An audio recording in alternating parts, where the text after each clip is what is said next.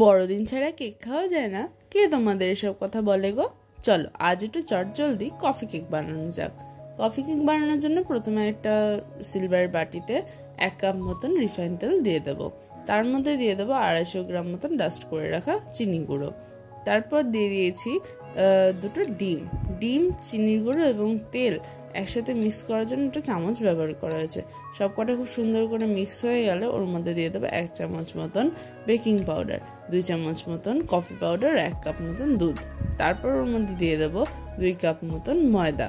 এরপর সব কটা জিনিস চামচ দিয়ে খুব সুন্দর করে মিশিয়ে নেবো। কিন্তু দেখো ওর মধ্যে ময়দাগুলো কিভাবে দলা পেকে পেকে রয়েছে, তার জন্য আবার খানিকক্ষণ ধরে চামচ দিয়ে এবং হাত দিয়ে ভালো করে মিশিয়ে নেবো। তারপর দেখো কি সুন্দর সফট এবং মিক্স হয়ে গেছে। তারপর একটা সিলভারের বাটিতে 1 চামচ মতন রিফাইন তেল চারিদিকে লাগিয়ে তার উপর একটা কাগজ দিয়ে নেবো।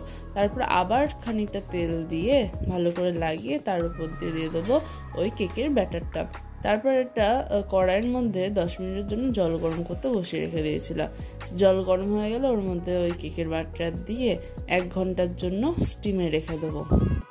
তারপর যখন একটু কেকটা ফুলে ফুলে উঠবে তখন ওর মধ্যে একটা চামচ বা কাঠি ঢুকিয়ে দেখবো যে ভেতরে নরম আছে না। ভেতরে যদি নরম না থাকে তাহলে তৈরি আমাদের কফি কেক।